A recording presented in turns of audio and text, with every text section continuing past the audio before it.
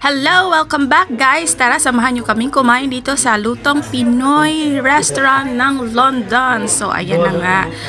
Nakita nyo naman, umorder na kami. Ayan, may bilao. Tsaka, ang dami-dami talaga nilang mga putahe guys. So, tumingin-tingin na kami ng mga starters. At tsaka, ayan, may mga seafood, may mga sabaw.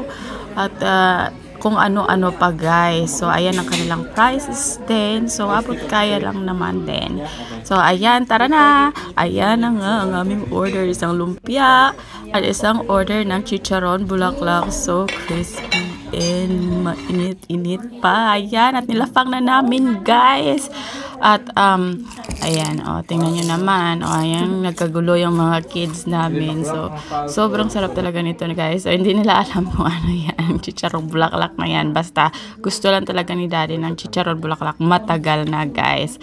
Kasi ayoko maglinis ng intestine. So, bahala ka na dyan. At patok naman sa panlasa ng aking Zuri at Claire. At ayan, si daddy sobrang tuwa niya. Gusto niya daw itong pampulutan kaso ginawang starter. At ayan na nga guys, yung aming pinakahihintay, yung bilao sir. Yeah! May tilapia, may barbecue chicken wings, at may mga yung isa, bangus. At mayroon pa yung sinigang na sabaw guys. At parang gulay, ginisang gulay sa gilid. So, sobra talagang na-miss namin yung lutong Pinoy sa Pilipinas. Yung mga ganito ba, tapos naliligo ka sa dagat, ganun. Tapos may mga saging ng dahon ng saging effect pa, ganun, di ba? Ang ganda na mag-outing ng mga ganitong ulam. So, ayan talaga guys. Ayan at nagsipag kainan na yung mga kids. Habang busy sila, busy din akong kumukuha ng aking kakainin. At ayan, shinare ko na nga yung isang buntot para sa aking bunso kasi gusto niya daw ng fish. Matagal na talaga kaming walang fish dito guys.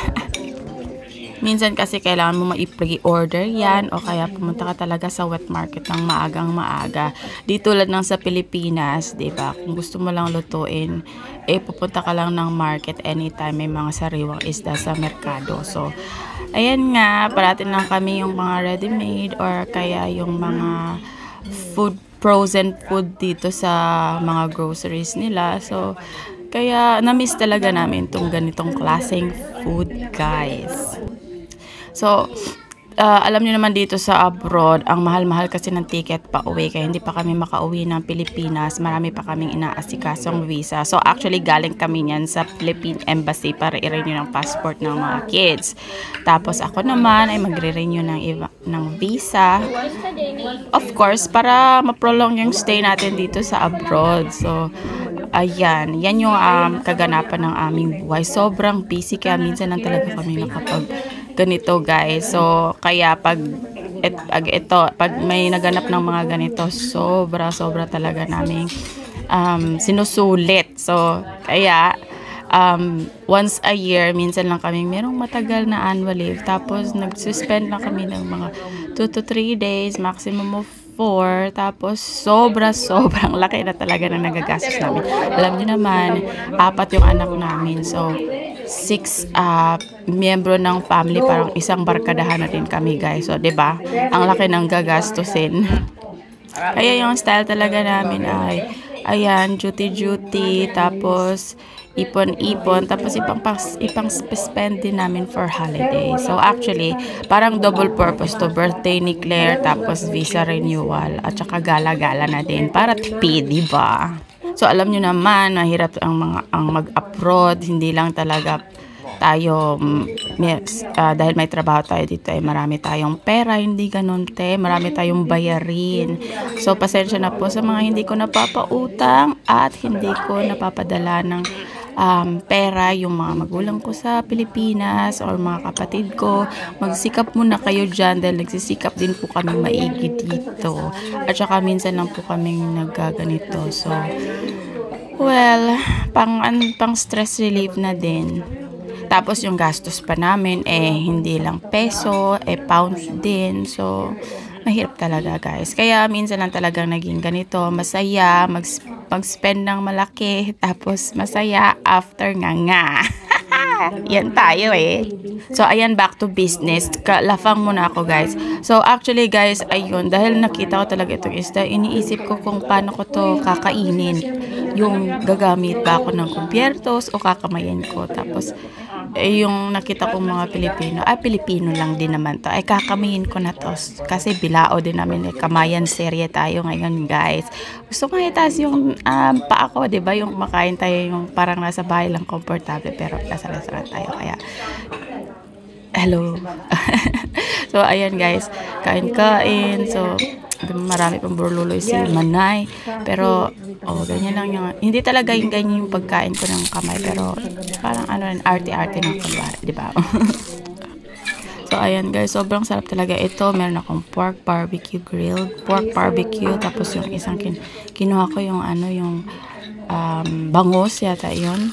Tapos yung nasa gilid yung tilapia at saka sobrang ang daming food talaga sa plate ko. Sobrang sinitingnan ko yung bunso kasi itong bunso ko mapili talaga to sa kainan. So tinitingnan ko pa sinusulit kasi nag-spend na din kami ng marami, dapat marami itong makain kasi ito lang talagang bunso ko ang hindi masyadong mahilig kumain. Parang mana yata to sa akin yung lang talaga yung anong tawag doon? Yung ng kanyang tummy is parang sobrang liit. Busog na. Hindi naman pwede mag-expand. So, after nyan, guys, nang kumain na kami, ang dami pang natira talaga. Sobra. Tapos, itong buti na lang, meron kaming panglaban. So, ayan, si Aiden at saka yung daddy, yung naglalaban-laban para sino yung mag-uubusan. Tapos, ayan, di ko pa nga yan maubos lahat-lahat. Binigay ko pa yung grilled pork kasi sobrang nag-enjoy na ako sa isda at saka ang sarap yung i-combine ng yung parang kalabasa at saka okra. Ang sarap i-combine tapos meron pa akong sinigang. Grabe. So ayan, guys, magfo-focus muna ako sa kainan at makimarites muna kayo dyan, ha.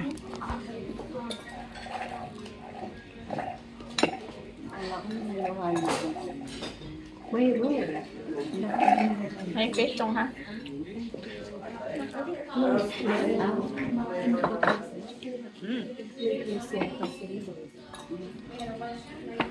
Yung tinis po yung sabi ni Tess, yung pagkakala. Kilala ko yung pinaglagyan niya natin. Kasi dala-dala nila nung bumalik sila. Ang business niya yan. May iba silang business. Reso. Twinning siya. Natangga sa inyo. Doon sa mga maraming tubig. May din yung maganda dahil nag-alukat na. Naka-close maraming konti.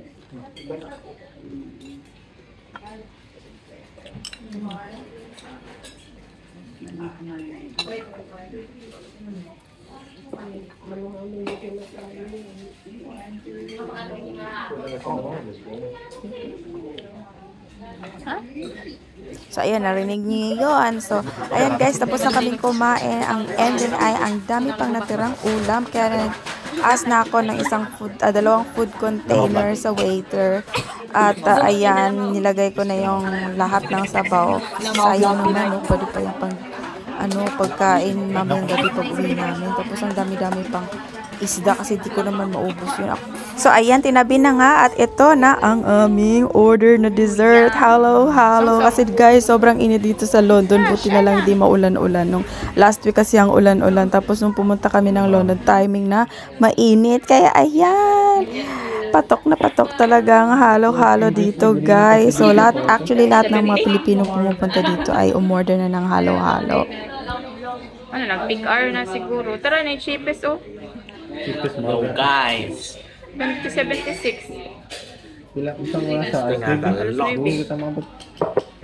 Guys, this is what you called halo-halo. Filipinos' best pampalamig. Halo. Sarap. Ano ka ba? stick, oh. Diba? Ayan yung mga anvo. At tapos ito. Habang ine-enjoy namin yung aming halo-halo, itong aking daddy ay naghahanap ng masasakyan na bus kasi kailangan na namin umuwi at that time, guys.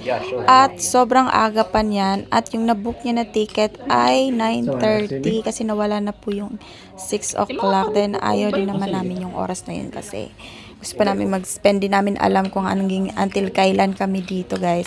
So kaya ayan, naghahanap-hanap na kami kung saang lugar kami pupunta after ng kainan. Kaya ayun, nagpapalipas oras at ubos. So ayan na po ang lahat, guys. Salamat po sa pagsubaybay ng aking buhay.